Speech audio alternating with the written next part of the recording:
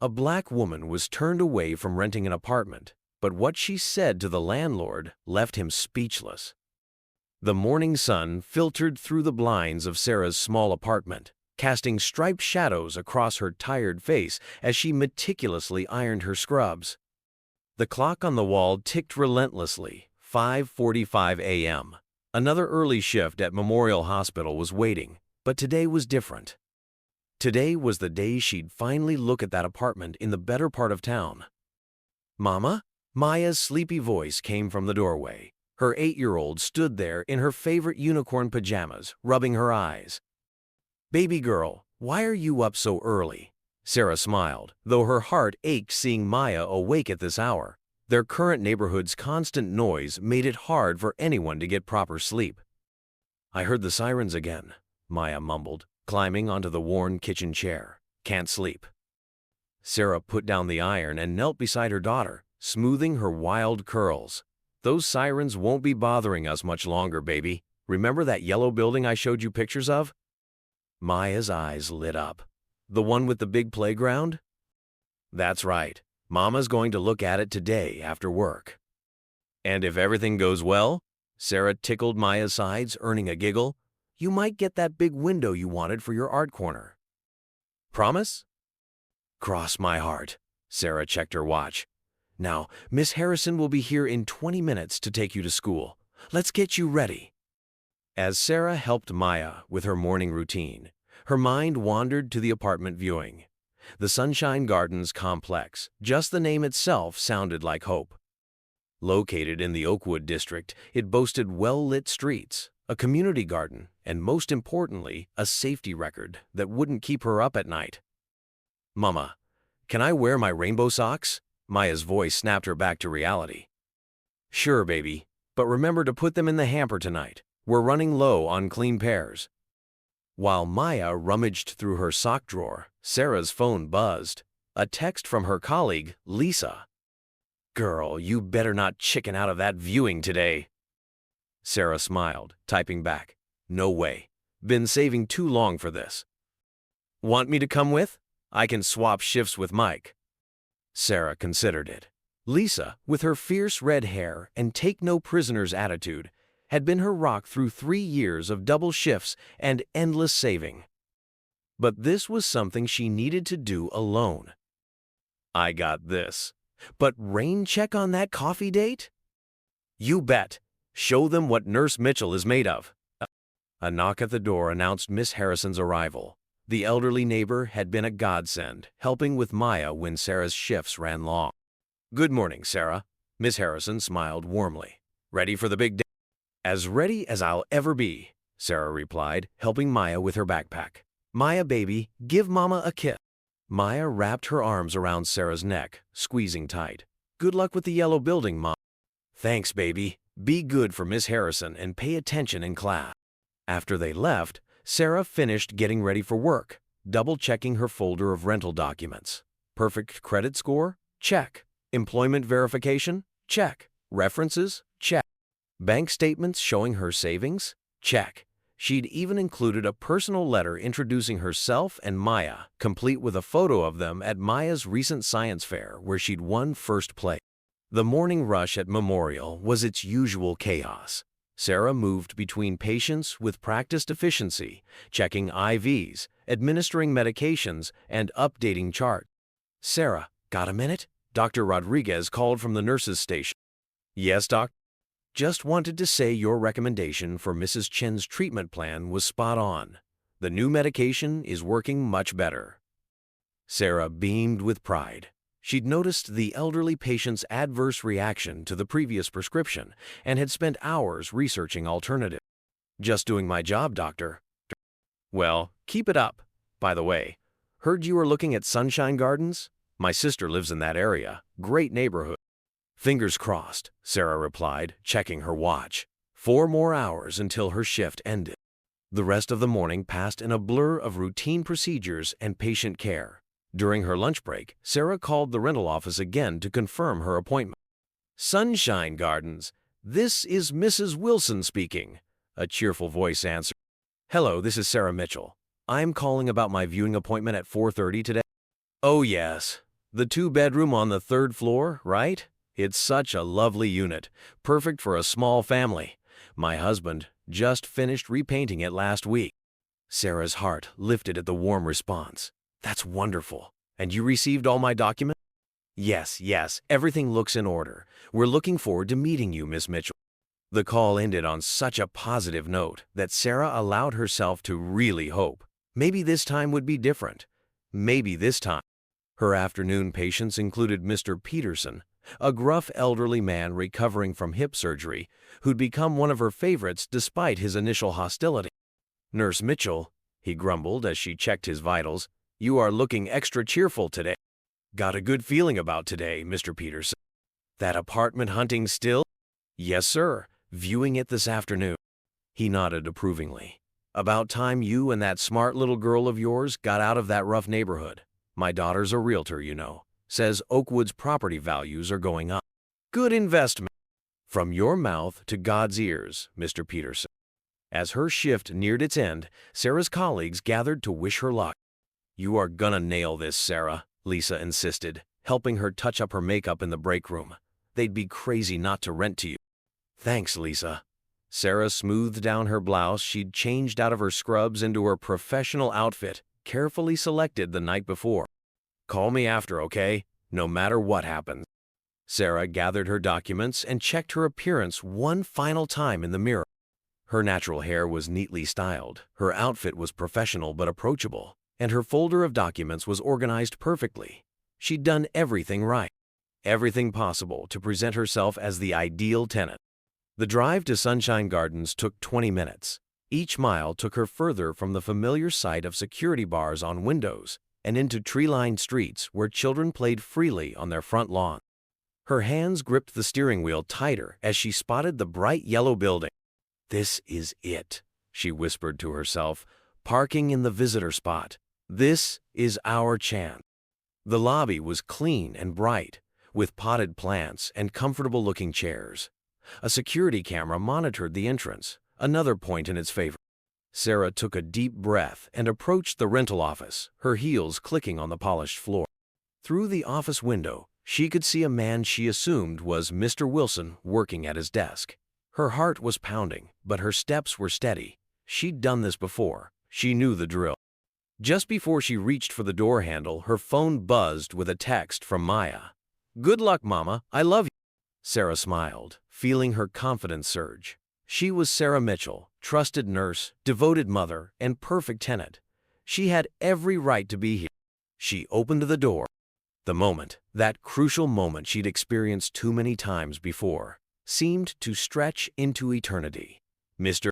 Wilson looked up from his desk, his welcoming smile freezing ever so slightly as his eyes registered her appearance. That millisecond of change, so subtle that many might miss it, but Sarah had seen it too often to mistake it for anything else.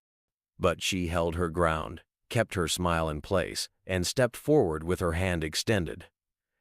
Good afternoon. I am Sarah Mitchell. I have an appointment to view the two-bedroom unit. The familiar weight of what was coming settled in her stomach, but she wasn't done fighting. Not by a long shot. She'd prepared too long, worked too hard, and promised Maya too much to give up. Mr. Wilson's handshake was brief, his palm barely touching hers. Oh, yes, the appointment. He shuffled some papers on his desk, not meeting her eye. Let me just check something.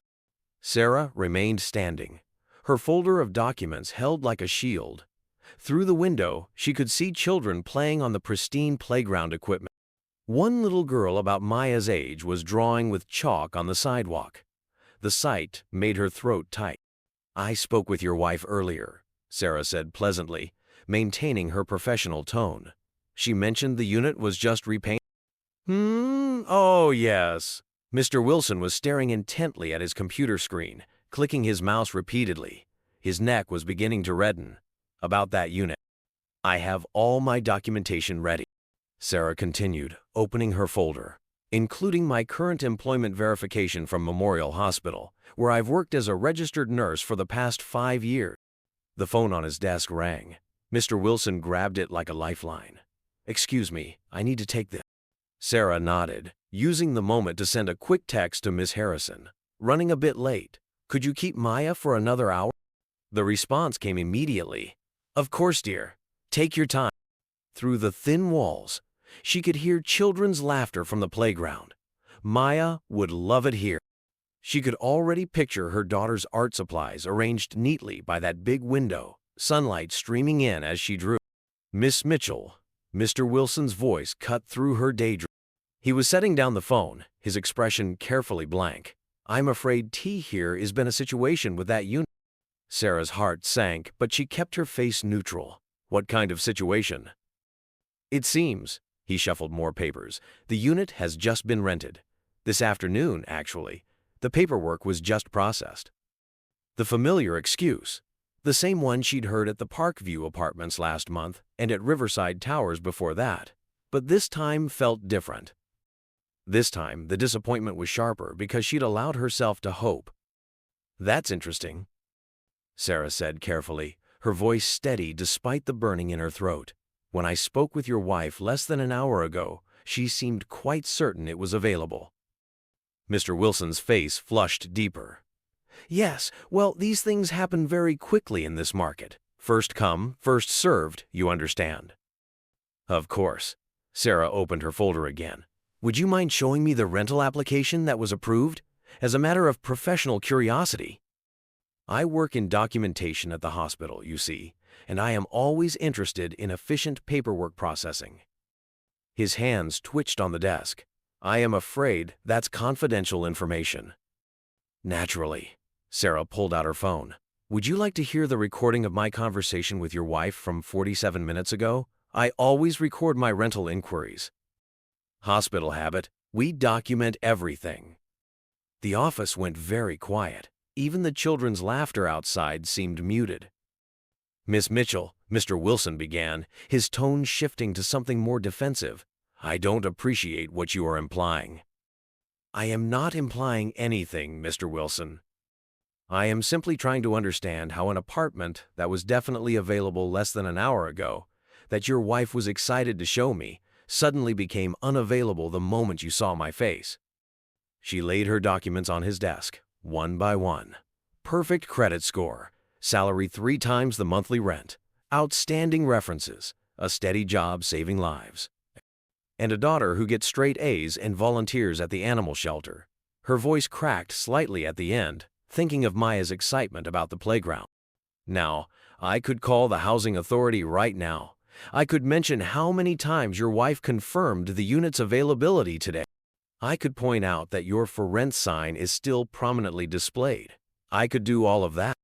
Mr. Wilson's face had gone from red to pale. He opened his mouth to speak, but Sarah held up her hand.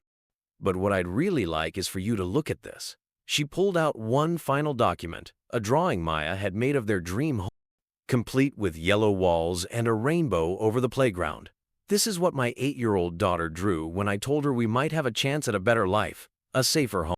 She watched as Mr. Wilson stared at the childish artwork, his expression shifting almost imperceptibly. The unit has just been rented, he repeated, but this time his voice was barely a whisper. Sarah gathered her documents slowly, deliberately. The weight of generations of similar moments pressed down on her shoulders, but she held herself tall. She had one more thing to say, one more chance to make a difference, not just for herself and Maya, but for the next person who would walk through that door. The familiar burn of rejection was there, but something else was building too, a determination that had been forged through countless similar encounters. She wasn't done yet, not by a long shot. And what she was about to say would indeed leave Mr. Wilson speechless. Sarah drew a deep breath, her hand resting on Maya's drawing. The air conditioning hummed quietly in the background as she prepared herself for what needed to be said. Mr. Wilson, she began, her voice carrying the weight of years of similar moments, let's talk about the phone call I had with your wife. She pulled out her phone, her fingers steady, despite the emotion building in her chest. That won't be necessary, he started, shifting uncomfortably in his chair. I think it is. Sarah pressed play, and Mrs. Wilson's cheerful voice filled the office. Oh, the unit is absolutely perfect for a small family. Just repainted, new appliances. When can you come see it? 4:30? Wonderful. Your credentials look outstanding, just what we're looking for. Mr. Wilson's face reddened again as Sarah stopped the recording. Miss Mitchell, I've already explained. No, Mr. Wilson, you haven't explained. Not really. Sarah sat down in the chair across from his desk, smoothing her skirt. You've offered excuses, but you haven't explained. Through the window, she could still hear children playing. A mother's voice called out, "Time for dinner, Tommy," followed by the sound of running feet and laughter.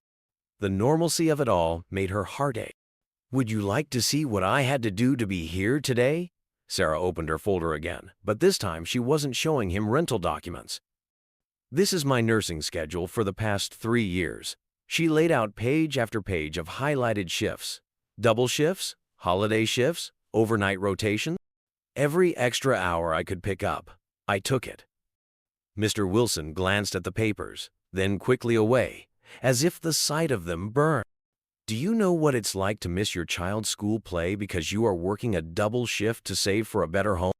To have to tell your 8-year-old she can't play outside because there was another shooting in the neighborhood? She pulled out her phone again, scrolling through photos. This is Maya's latest report card. All A's, despite the fact that police sirens wake her up almost every night.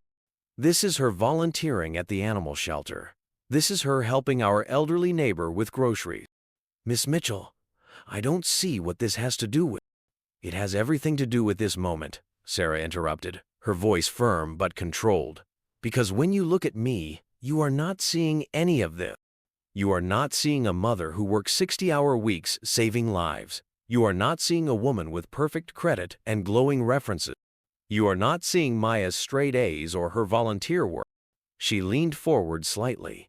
What do you see, Mr. Wilson? I'd really like to know. The office fell silent, except for the hum of the air conditioning. Outside, a car door slammed, and footsteps passed by the window. I don't, he stammered, his hands fidgeting with a pen on his desk. Let me help you, Sarah said, pulling out her hospital ID badge. This morning, I helped save an elderly white man who had a heart attack. Last week, I stayed 2 hours past my shift to comfort a Hispanic teenager after surgery. The week before that, I helped deliver twins to an Asian couple. She placed her badge on his desk. When I am holding someone's life in my hands, do you know what I never once think about? The color of their skin. Because in those moments, we're all the same. We all bleed red, Mr. Wilson. We all feel pain. We all want safety and comfort for our children. His eyes darted to the badge, then to the playground outside, then back to his computer screen. I spoke with your wife at 3:43 p.m. today, Sarah continued, her voice steady. She was excited about showing me the unit. She talked about the new paint, the updated kitchen, how perfect it would be for a small family. At 4:30, I walked through that door. By 4:32, suddenly the unit was rented. She pulled up another screenshot on her phone. This is your listing from 10 minutes ago, still showing as available. This is your website, still advertising the unit. This is your for rent sign, still in the window. Mr. Wilson's hands had stopped fidgeting with the pen. They lay flat on his desk now, slightly trembling. I am not here to cause trouble, Mr. Wilson, Sarah said softly. I am not here to file complaints or call lawyers, though I certainly could. I am here because my daughter drew this. She touched Maya's drawing again. Because she believes in dreams and rainbows and a world where she can play outside without her mama worrying. A knock at the door interrupted them. Mrs. Wilson poked her head in, her cheerful expression freezing when she saw Sarah. Oh, you must be Miss Mitchell. I am so sorry I wasn't here to greet you. I just got back from showing the unit too. Her voice trailed off as she saw the look on her husband's face. Showing the unit? Sarah asked quietly. The one that's already rented? Mrs. Wilson's face went pale. I meant. Helen, Mr. Wilson said sharply, we're in the middle of something. But Sarah stood up, gathering her documents. Actually, Mrs. Wilson, please stay. I think this conversation needs all of us. Mrs. Wilson hesitantly entered the office, closing the door behind her. She was a small woman with graying hair and kind eyes that now couldn't quite meet Sarah. Your husband was just explaining how the unit was rented this afternoon, Sarah said calmly, right after our phone call where you told me how perfect it would be for my daughter and me. The silence in the office grew thick enough to cut with a knife. Outside, the playground had grown quieter as dinner time approached. A single child's laugh echoed through the window, accompanied by the sound of chalk scratching on concrete. We have certain standards, Mrs. Wilson began weakly. Yes, you mentioned those on the phone, Sarah replied. Perfect credit, solid employment, good references, no criminal record. I exceed every single one of those standards. She turned back to Mr. Wilson. Would you like to know what I do when I have a patient who shows signs of prejudice? When they request a different nurse because of the color of my skin? Neither Wilson responded, but Sarah continued anyway. I treat them with the same care and compassion I show every other patient, because that's what humanity looks like. That's what breaking cycles looks like. She paused, letting her words sink in. And right now, in this office, you have a chance to break a cycle too. The sun was starting to set outside, casting long shadows across the playground. Sarah's phone buzzed. Another text from Miss Harrison. Maya's asking about the apartment. What should I tell her? The sight of Maya's name on her screen steeled her resolve. She had one more thing to say, something that would shake both Wilsons to their core. Sarah touched the small silver necklace at her throat, a gift from Maya on Mother's Day, bought with money she'd saved from collecting recyclables. The cool metal grounded her. Let me tell you about last Tuesday, she said, her voice soft but clear. I had a patient, an elderly white man. He was dying. She noticed both Wilsons tense at her words. He was scared, alone. His family hadn't visited in months. When he saw me come in for my shift, he turned his face away, asked for another nurse. Mrs. Wilson sank into a chair, her hands clasped tightly in her lap. But there was no other nurse available, so I stayed. I held his hand when the pain got bad. I read him his favorite passages from the Bible when he couldn't sleep. I listened to his stories about his grandchildren who never visit. Sarah's eyes met Mr. Wilson's. By the time my shift ended, he was crying. Not from pain, but because he said he'd wasted so many years letting fear rule his heart. Miss Mitchell, Mr. Wilson started, but Sarah held up her hand. Yesterday, his daughter came to the hospital. She'd heard about the nurse who'd shown her father such kindness in his final days. She wanted to thank me. Sarah pulled out one last piece of paper from her folder. She wrote this letter to the hospital administration. Would you like to hear what it says? Without waiting for a response, she began reading. The nurse who cared for my father didn't just tend to his medical needs. She showed him that everything he thought he knew about people who looked different from him was wrong. She changed his heart before it stopped beating. The office was completely silent now.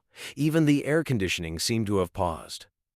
That man died holding my hand, Sarah continued. His last words weren't about race or fear or prejudice. They were about gratitude, about regret for years wasted on hatred. Mrs. Wilson was openly crying now, dabbing at her eyes with a tissue. Mr. Wilson sat rigid in his chair, his face a mask of conflicting emotions. I am not telling you this to make you feel guilty, Sarah said. I am telling you this because right now, in this office, you have the same choice my patient had. You can either hold on to prejudices that dim the light in your own hearts, or you can choose to see people, really see them. She reached into her bag one last time and pulled out a small envelope. This is from Maya. She wrote it this morning, all by herself. She was so excited about the possibility of living here that she wanted to write to her potential neighbors. Mrs. Wilson reached for the envelope with trembling hands. Inside was a carefully folded piece of paper covered in a child's neat handwriting. Dear new neighbors, my name is Maya, and I am 8 years old. I love drawing, helping animals, and math, even though it's hard sometimes. My mama is a nurse, and she helps people get better. She works really hard to take care of me. I promise to be a good neighbor and help keep the playground clean. I also make really good chocolate chip cookies. Mama helps with the oven part. Love, Maya Mitchell. P.S. I am really good at being quiet when people need to sleep. Mrs. Wilson covered her mouth with her hand, tears falling freely now. Mr. Wilson had turned to stare out the window, but Sarah could see his reflection in the glass, could see the wetness in his eyes. "That unit upstairs," Sarah said quietly, "it's not just four walls and a ceiling to us, it's a chance. A chance for Maya to have what every child deserves: safety, stability, hope." She stood up, gathering her things. "But more than that, it's a chance for you too. A chance to be the people I think you want to be, deep down. The kind of people who see hearts instead of colors." She walked to the door, her heels clicking on the tile floor.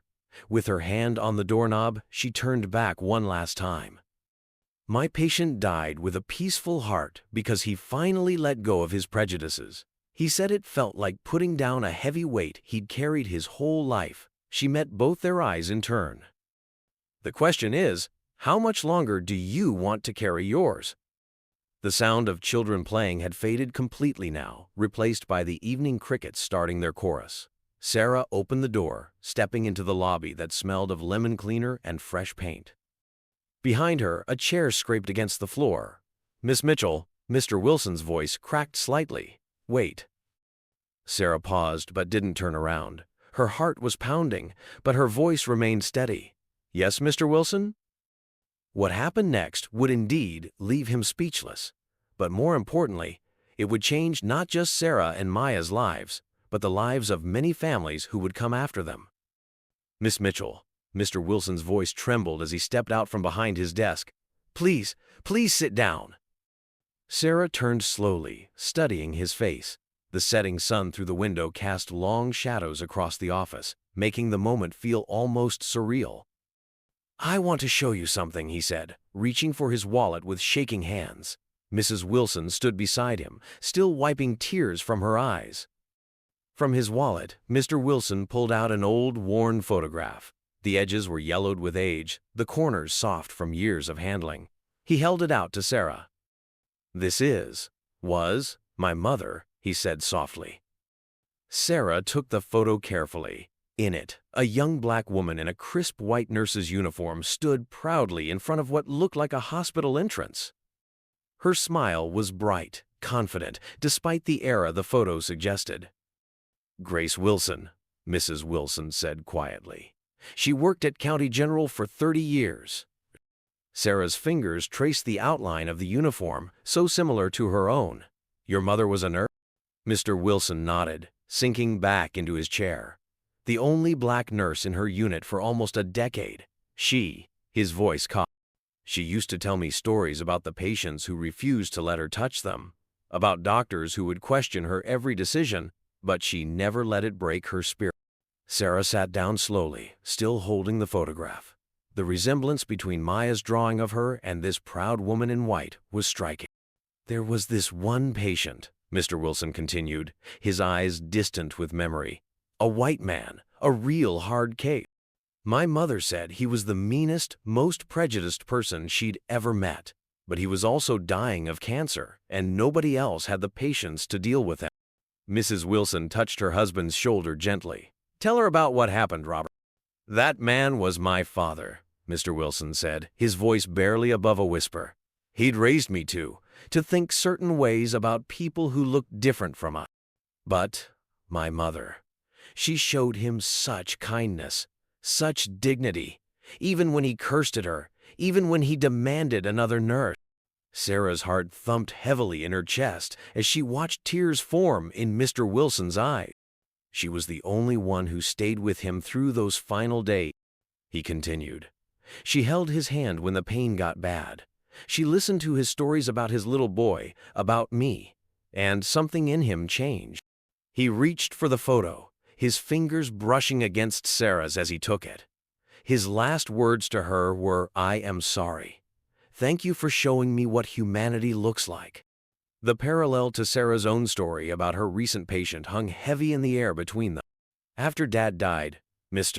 Wilson's voice cracked. Mom raised me alone.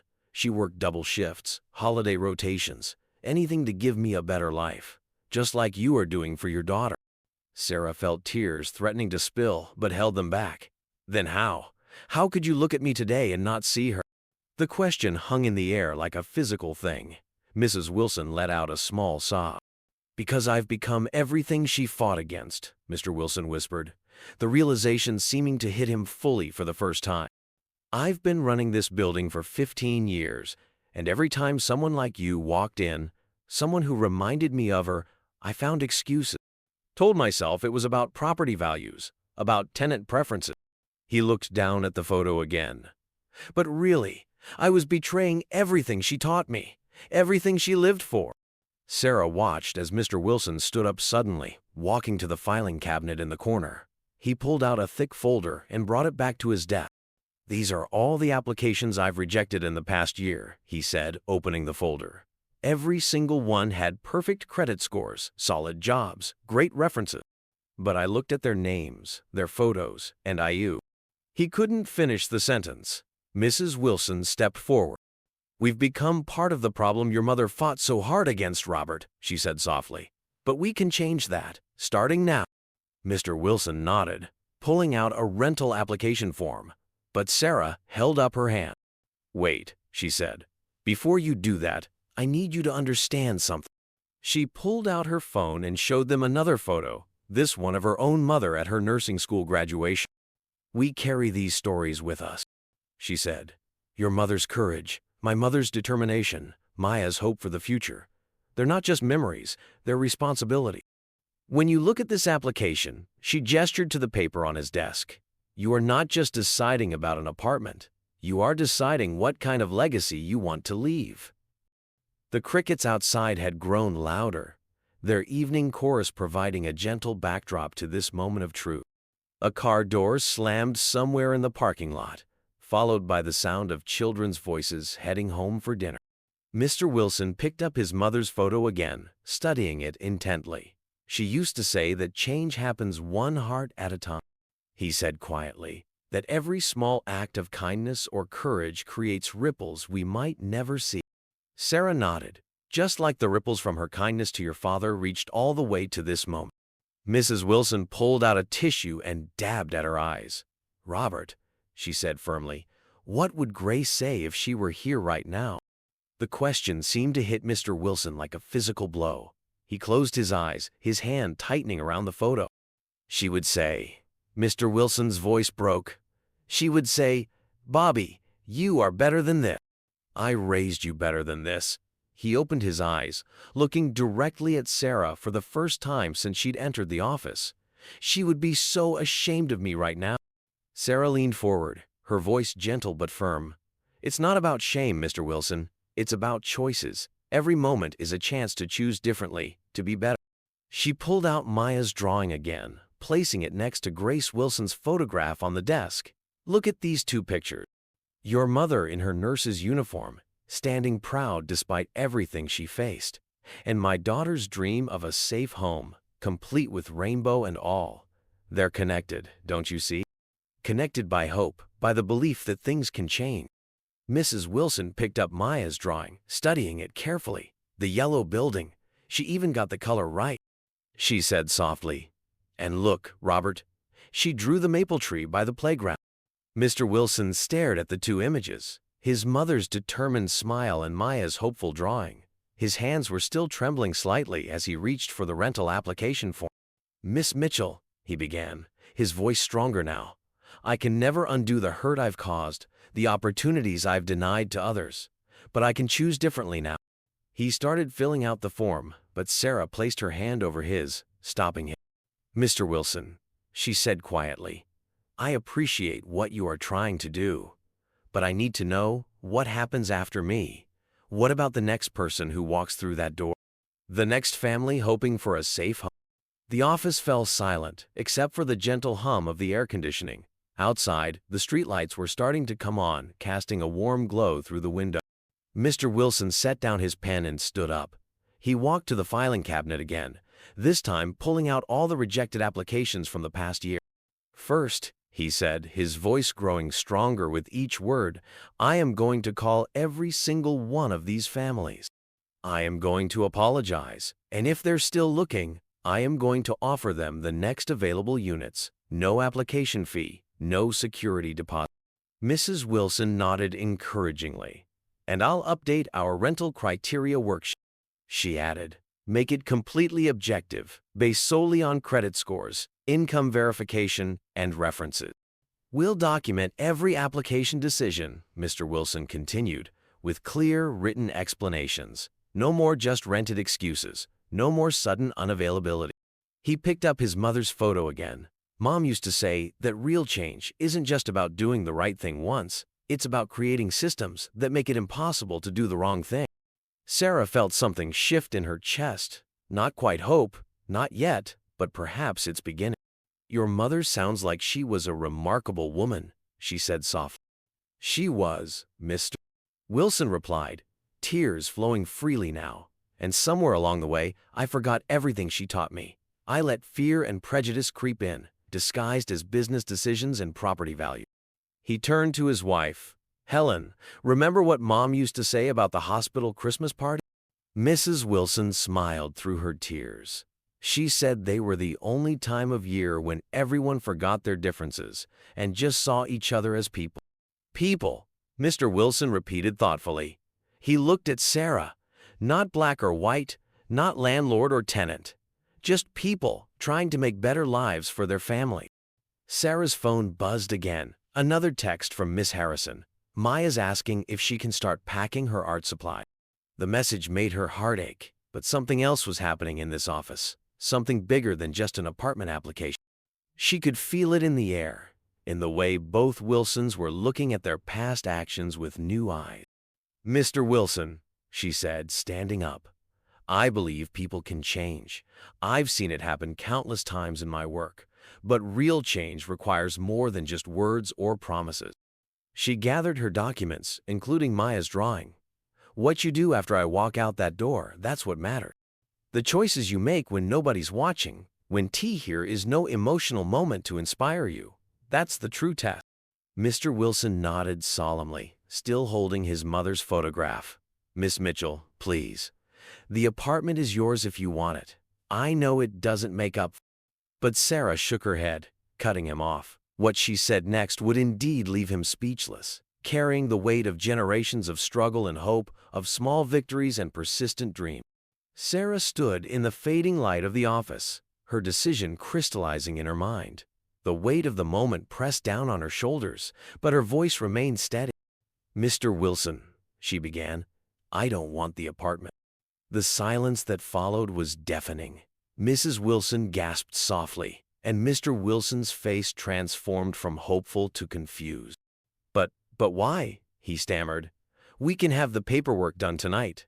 The unit is yours. Because this isn't just about me and Maya anymore, Sarah interrupted gently. This is about something bigger. She walked to the window, watching as the last rays of sunlight painted the playground in golden hues. A janitor was sweeping away the chalk drawings from earlier, preparing for another day tomorrow. You know what Maya asked me this morning? Sarah turned back to face them. She asked me if her friend Lily from school could come for sleepovers once we moved here. Lily, whose parents are Vietnamese immigrants. She asked if her study buddy Marcus, whose family is Mexican, could come over to work on their science project. Mrs. Wilson sank into her chair, fresh tears welling in her eyes. My daughter. She sees the world as it should be, where playdates and study sessions aren't determined by what people look like or where they come from. Sarah's voice grew strong. But what would happen when Lily's parents came to apply for an apartment here, or Marcus's family? Mr. Wilson flinched, looking down at his mother's photograph still clutched in his hand. I don't want an apartment that's offered out of guilt or a momentary awakening. Sarah continued. What I want is your word, your solemn promise that from this day forward every person who walks through that door will be judged solely on the content of their character, their credit score, and their references, nothing else. She stepped closer to Mr. Wilson's desk. Can you promise me that? Mr. Wilson looked up, his eyes red but clear. I can't. Not good enough, Sarah said firmly. Show me. Show me how you'll make that promise. Mr. Wilson straightened in his chair, something of his mother's determination flickering across his face. He pulled out a legal pad and began writing. First, he said, his voice growing stronger with each word, we're changing our application process. All initial applications will be processed without photos or in-person meetings. Mrs. Wilson nodded. adding, "We'll create a standardized scoring system for all applications: credit score, income verification, rental history, professional references. Everything documented, everything transparent." Second, Mr. Wilson continued, "We're implementing a quarterly audit of all applications, approved and denied. The results will be posted publicly in the..." Sarah watched as he wrote, each word a commitment to change. Third, he looked up at his wife. "Helen, remember that diversity training program you mentioned last year, the one I said was unnecessary?" Mrs. Wilson's eyes widened. "The one from the housing authority? Call them tomorrow. Get it scheduled for our entire staff." He turned back to Sarah, "And we'd like you to review our new policies, if you are willing. Your perspective." "It would be invaluable." Sarah crossed her arms, considering. "And what happens 6 months from now, a year, when this moment is just a memory?" Mr. Wilson stood up, walking to the wall where various certificates hung. He took down his business license and property management certification. "If we fail to maintain these standards," he said solemnly, "if we ever fall back into old patterns of discrimination, I'll surrender my license, voluntarily." He looked at his wife. "We'll sell the building to someone who can do better." Mrs. Wilson gasped. "Robert." "No, Helen. Mom didn't raise me to be half committed to doing the right thing." He turned back to Sarah. "Miss Mitchell, I know we can't undo the past, but we can change the future. Will you help us?" Sarah felt tears pricking at her eyes, but she blinked them back. "You know what the hardest part of my job is? It's not the long hours or the difficult patients. It's watching people hold on to prejudices that hurt not just others, but themselves, that keep them from experiencing the full richness of human connection." She picked up Maya's drawing one last time. "My daughter sees beauty in differences. She draws rainbows because she believes all colors are beautiful together. That's the world she deserves to live in." Her phone buzzed again. "Miss Harrison, Maya's asking about the playground. Should I tell her?" Sarah took a deep breath. "Mr. Wilson, Mrs. Wilson, I forgive you." The words hung in the air like a physical presence. Both Wilsons stared at her, speechless. "Not for my sake," she continued, "but for yours. Because carrying the weight of prejudice is exhausting. It dims the light in your own heart. And from what you've told me about your mother, Mr. Wilson, she wanted so much more for you than that." She gathered her belongings, including Maya's drawing. "I'll help you create those new policies. I'll review your applications process. Not as a tenant, but as someone who believes in the possibility of change. Because every time someone chooses to be better, to do better, it creates ripples we might never see." Mr. Wilson stood, his mother's photo still in his hand. "Thank you," he whispered, his voice thick with emotion. "Mom would have. She would have been proud to know you." Sarah smiled softly. "No, Mr. Wilson. She would have been proud to see her son finally remembering who he is." As she turned to leave, Mrs. Wilson called out, "Miss Mitchell, that little girl who wants to have sleepovers and study sessions. She sounds like a wonderful child." "She is," Sarah replied. "And somewhere out there is a perfect home waiting for us. One where we won't be the exception to a rule, but part of a community that celebrates all its colors." Standing in the doorway, Sarah delivered her final words, words that would echo in the Wilsons' hearts long after she left. "Your mother's legacy isn't in this building or these apartments, Mr. Wilson. It's in the choices you make every day to honor her memory, make her proud." With that, she walked out, her head held high, knowing that sometimes the greatest victories aren't in getting what you thought you wanted, but in changing hearts and minds for all those who would come after. The evening air was cool on her face as she stepped outside. The playground was empty now, but she could almost hear the future laughter of children, all children, that would fill it soon enough. Her phone buzzed one last time. Maya, did you see the rainbow, Mama? I drew it special." Sarah smiled through her tears as she typed back, "Baby girl, you are already making the world more colorful, one heart at a time." And somehow she knew that somewhere Grace Wilson was smiling too.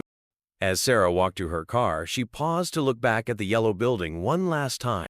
The "For Rent" sign still glowed in the window, But somehow it looked different now, like a promise waiting to be fulfilled.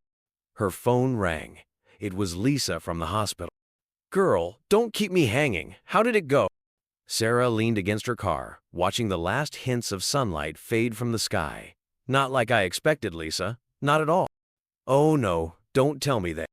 "They offered me the apartment," Sarah interrupted, "but I turned it down."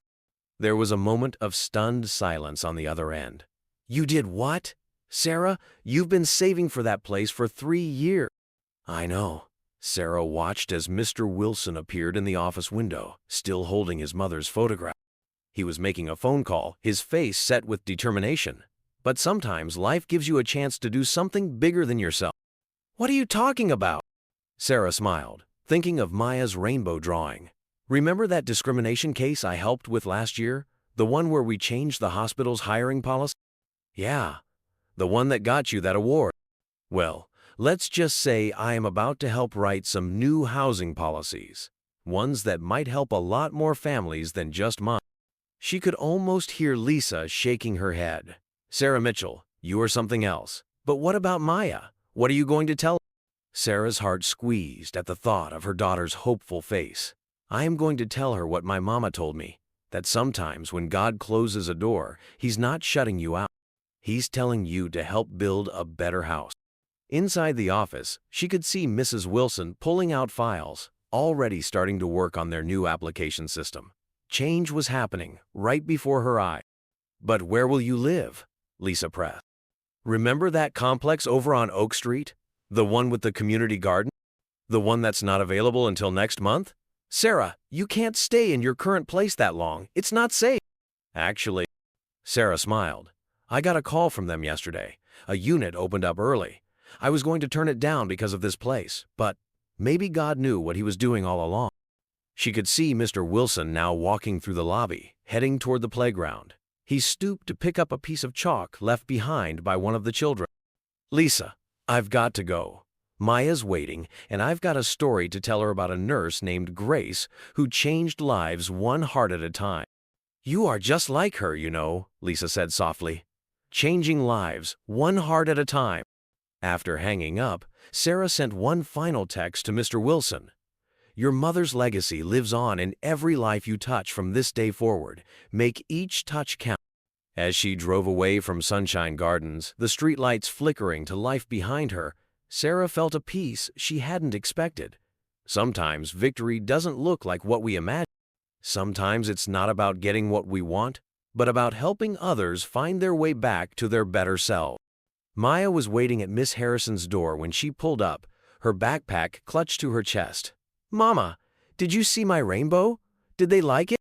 Sarah lifted her daughter into her arms, holding her close. "Baby girl, your rainbow did more than they liked it. It helped heal some hearts today." "Really?" Maya's eyes widened. "How?" Sarah smiled, thinking of Grace Wilson's photograph and the changes already beginning at Sunshine Gardens. "That's a story for bedtime, baby. But first, how about we talk about a different yellow building? One with a community garden where you can grow your own flower?" Maya's face lit up. "Can I paint rainbows there too?" "Baby," Sarah laughed, feeling lighter than she had in months, "you can paint rainbows anywhere your heart desires. Because sometimes the most beautiful ones aren't the ones we see in the sky, but the ones we help create in other people's heart." And as they drove home under the emerging stars, Sarah knew that somewhere Grace Wilson was nodding in approval, watching her son finally become the man she'd always known he could be.